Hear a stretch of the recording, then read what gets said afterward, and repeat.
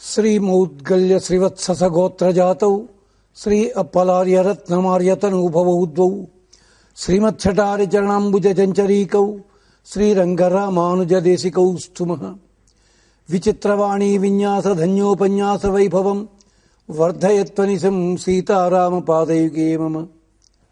నీలాతుంగస్తనగిరితటీ సుప్తముద్బోధ్య కృష్ణం పారార్ధ్యం స్వం శృతిశతశిరసిద్ధం అధ్యాపయంతీం స్వోచ్ఛిష్టాయాం సృజి నిగడితం యా బలాత్కృత్య భుంక్తే గోదా తస్యై నమైదమిదం భూయేవాస్తు భూయః. புள்ளும் சிலம்பினகான் புள்ளரையன் கோயிலில் வெள்ள வெளிசிங்கம் பேரரவங் கேட்டிலையோ பிள்ளாய் எழிந்திராய் பேய்முலை நெஞ்சுண்டு கள்ளச்சகடங் கலக்கழிய காலோச்சி வெள்ளத்து அறவில் துயில் அமர்ந்த வித்தினை உள்ளத்து கொண்டு முனிவர்களும் யோகிகளும் அரியன்ற பேரறவும் உள்ளம் புகுந்து குளிர்ந்து ఎలోర్ ఎంబావాయ్. భగవద్బంధులరా, ఆండాళ్ళమ్మవారు వరుసగా పర, వ్యూహ, విభవ, అంతర్యామి స్వరూపాలని చెప్పి తిరుప్పావై వ్రతానికి సంసిద్ధులు కండని కాలాన్ని పొగిడి తరువాత చెయ్యవలసిన పనులు, చెయ్యకూడని పనులు ఇవన్నీ నిర్ణయం చేసి అందరం కలిసి స్వామిని సేవించినట్టయితే దేవతలు కూడా ఎల్లామని అనుగ్రహిస్తారో చెప్పి మనం చెయ్యాల్సిన పని ఏమీ లేకుండానే మనము సంకల్పిస్తే చాలు పరమాత్మే సకల ఫలములను ఇస్తాడు అని చెప్పి బ్రహ్మసూత్రాల్లో చెప్పినట్టుగా ఫలం అత ఉపపత్తే, మన ప్రయత్నం చేత కాదు ఫలితం లభించేది, భగవంతుని చేతనే. అంచేత భగవంతుడే స్వయంగా పాపాలన్నీ పోగొట్టి పుణ్యాలన్నిటినీ కూడా విచారించి తగిన ఫలాన్ని మనకిస్తాడు అని నిర్ధారణ చేసిన తరువాత ఇవాల్టి నుంచి 10 మంది గోపికలని మేల్కొల్పుతున్నారు వరుసగాను. అంటే ఒక్కొక్క గోపికని మేల్కొల్పేటప్పుడు మనకి సాంప్రదాయంలో చెప్తారు ఒక్కొక్క ఆళ్వార్లని మేల్కొల్పడం అని చెప్పి. అలాంటి విశేషాలని ఈ పాసురం నుంచి 10 మంది గోపికలని మేల్కొల్పే ఈ పాసురాలని అర్థానుసంధానం చేసుకుందాం. ఏకస్వాదున భుంజీత అని శాస్త్రము. ఒక మధురమైన పదార్థం ఉన్నప్పుడు ఒక్కళ్ళు మాత్రమే అనుభవించకూడదు. భగవద్ విషయము, భగవద్ అనుభవము కూడా అలాంటిదే. 10 మందితోటి కలిసి వెడితే తప్ప భగవద్ అనుభవంలో ఆనందం లోతులు చూడలేం మనమంతా. అంతేకాకుండా భగవద్ అనుభవ ప్రవాహంలో కొట్టుకుపోయే ప్రమాదం ఉంటుంది కనుక ఒకళ్ళకొకళ్ళు బాసటగా నిలబడతాము. అంచేత ఆ పరమాత్మ స్వరూపాన్ని ఆరాధన చేయాలి అని నిర్ణయించుకున్న తరువాత వ్రతానుష్ఠానం చేద్దామనుకున్న తర్వాత ఆ రాత్రి గోపికలకి ఎవ్వళ్ళకి నిద్రలు పట్టలేదు. ఎప్పుడు తెల్లవారుతుందా, ఎప్పుడు స్వామి దగ్గరికి వెడతామా, ఎప్పుడు వ్రతాని కోసం అని చెప్పి కావలసిన పరికరాలు తీసుకుందామా అంటూ అందరూ ఎవళ్ల మట్టికి వాళ్ళు మేము నీ దగ్గరకు వచ్చి తీసుకుని పెడతాము, నిన్ను పిలుస్తాము ఇలా అంటూ ఎవళ్లకొకళ్ళు చెప్పుకుంటూ ఎవళ్ళు పడితే వాళ్ళు అక్కడక్కడా పడి నిద్రపోతున్నారు. ఇవాళ ముందుగా లేచిన గోపికలు ఆ బయట ఆరు బయట ఇంటి ప్రాంగణంలో చెట్టు కింద పడి నిద్రపోతున్న అమ్మాయిని మేల్కొల్పుతున్నారు. ఆండాళ్ళమ్మవారు ఈ సన్నివేశాన్ని చాలా నాటకీయంగా వర్ణిస్తారు. చెట్టు కిందే పడుకుని నిద్రపోతోందని ఎలా చెప్పగలం అంటే ఆ పాశురంలో ఉన్న పదాలు చూచినట్టయితే దాంట్లో అంతరార్థం మనకి బోధపడుతుంది. ఆ అమ్మాయిని మేల్కొల్పుతున్నారు ఏమని చెప్పి, ఆరు బయట ఉంది కదా ఆ గుర్తులు చెప్పాలి. పుల్లుం చిలంబినగాన్, పక్షులన్నీ కూడా కలకలమని లేస్తున్నాయ్యా, అవన్నీ చెదరి చెదరి గానం చేస్తూ అటు ఇటు పోతున్నాయి. పుల్లుం చిలంబినగాన్ పుల్లరయన్ కోయిలిల్ వెళ్ల వెళిశంగం పేరరవం కేట్టిలయో, పక్షులన్నీ ఒకళ్ళనొకళ్ళు పిలుచుకుని వెడుతున్నాయి. అంతేకాదు పక్షుల రాజైన గరుత్మంతుడు ఉన్నాడే, ఆ గరుత్మంతుడిని కూడా తన అధీనంలో పెట్టుకున్న స్వామి ఉన్నాడు కదా, ఆ స్వామి కోవిల లోపల శంఖధ్వని వినిపించటం లేదా. పుల్లుం చిలమెనగాన్ పుల్లరయన్ కోయిలిల్ వెళ్ల వెళిశంగం పేరరవం కేట్టెలయో, తెల్లని శంఖధ్వని గొప్పగా వినిపిస్తోంది. ఈ చలికాలంలో ఆ మంచు బిందువుల పాతంతో ఉన్న ధ్వని కంటే రెట్టింపుగా ధ్వని వినిపిస్తోంది. ఇంకా మెళకో తెచ్చుకోలేదేమిటమ్మా తల్లి, నిద్రలే అంటూ పుల్లరయన్ కోయిలిల్ వెళ్ల వెళిశంగం పేరరవం కేట్టెలయో, పిల్లాయ్ యజిందిరాయ్, పిల్ల లేచి రావమ్మా. ఆ పిల్ల అని చెప్పడంలో ఉండే ఆ ప్రేమ అంతా చూపిస్తున్నారు. పిల్లాయ్ యజిందిరాయ్ పేయి ములై నంజుండు కళ్ళచ్చగడం కలక్కజియ కాలోచ్చి வெள்ளத்து அறவில் துயில் அமர்ந்த வித்தினை உள்ளத்து கொண்டு முனிவர்களும் యోగిகளுం మెళ్ళ ఎజందు అరియన్న పేరరవం. అంటే వీళ్ళ ఆత్రంతో చిన్న చిన్న మాటలతో ప్రారంభమైన సంభాషణ పెద్ద వాక్యం కింద మారింది. పేరరవం కేట్టిలయో, పెద్ద ధ్వని వినిపించటం లేదా అని అడిగి, అరియన్న పేరరవం ఉళ్ళం పుగుందు కుళిరిందు. హరి హరి అనే జపించే ఆ నామధ్వని మా హృదయంలో చేరి వణికిస్తోంది, ఆనంద పారవశ్యం చేస్తోంది. ఏమిటది? ఆ శబ్దం ఎవరు చేస్తున్నారు? మునివరిగళం యోగిగళం మెళ్ళ ఎజందు.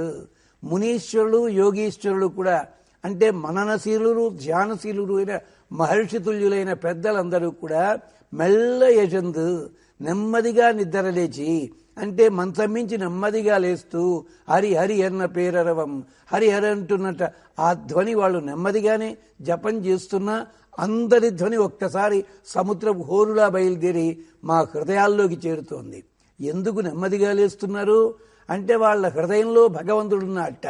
ఉళ్ళం పుగుందు, మా శరీరంలో ప్రవేశిస్తోంది మనస్సు లోపలికి. ఇలా మెల్ల యజంతు నెమ్మదిగా లేస్తున్నారు వాళ్ళు.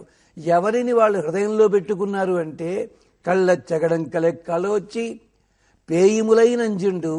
ఒకప్పుడు కృష్ణావతారంలో స్వామి ఏం చేశాడు?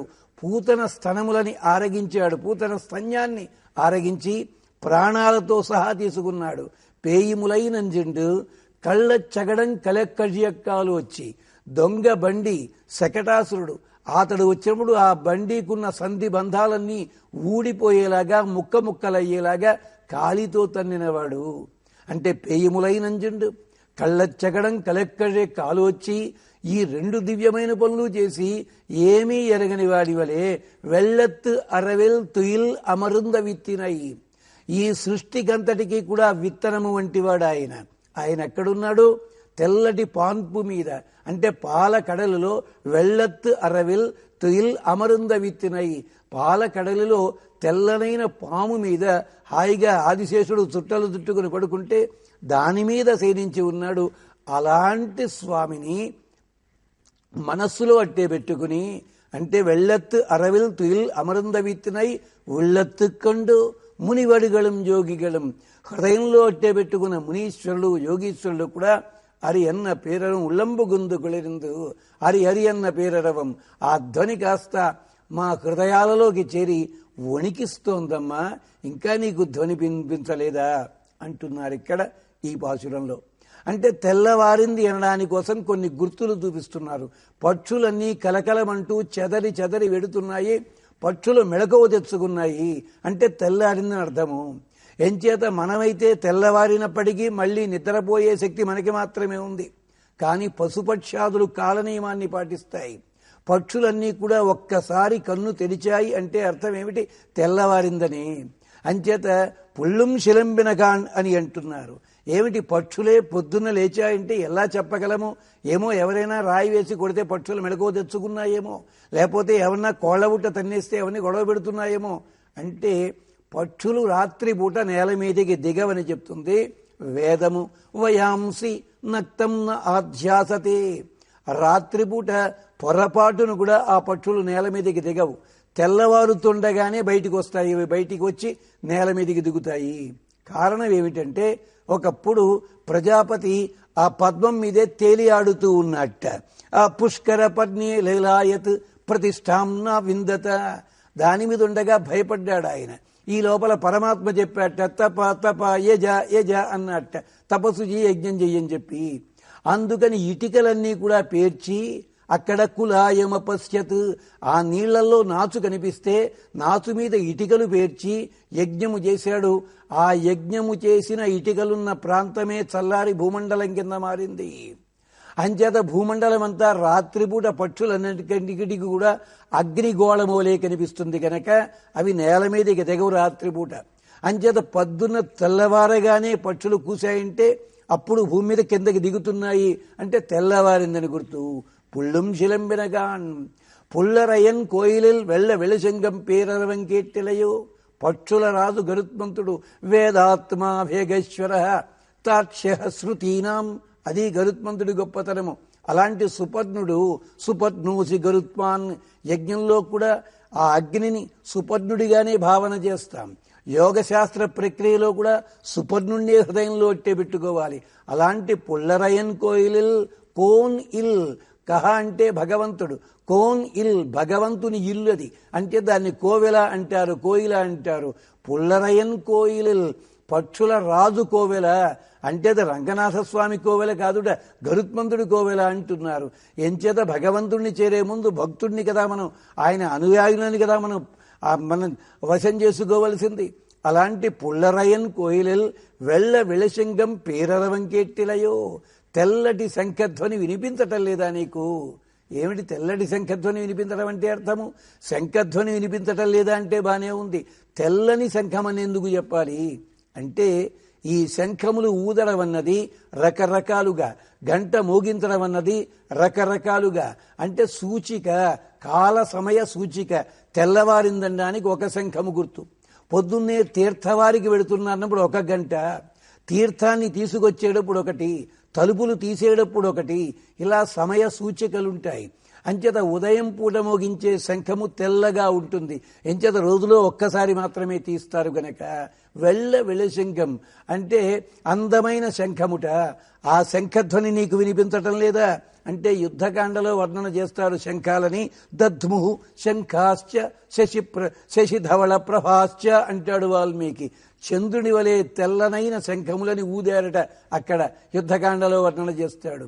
అలాగే ఇక్కడ కూడా తెల్లని శంఖము, వెళ్ళి శంఖం పేరరవం కేట్టిలయో, పెద్ద ధ్వనిట.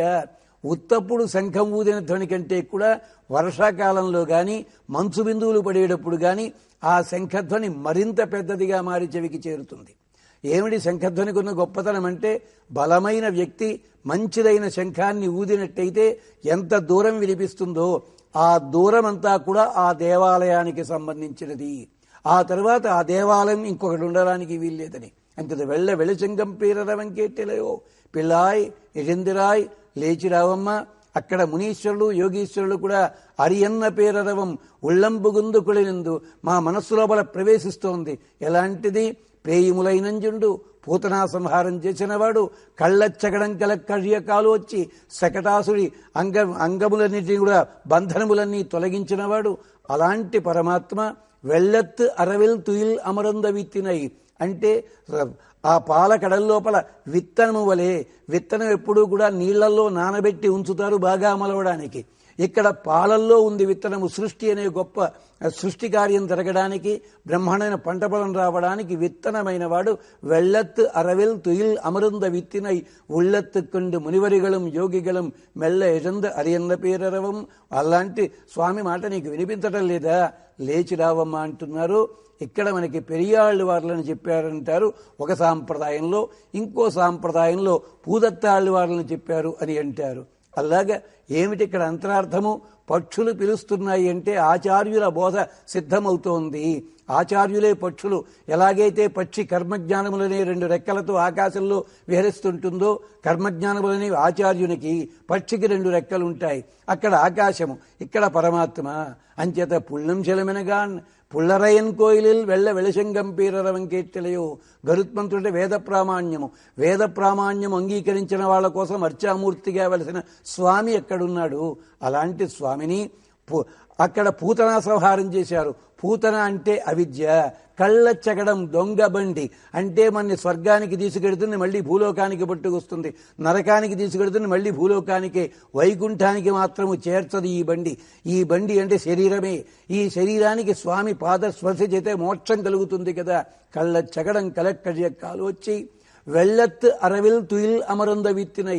అలాగే అజ్ఞానాన్ని తొలగించేవారు, శరీర బంధాన్ని తొలగించే ఆచార్యులు వాళ్ళు ఏం చేస్తున్నారు?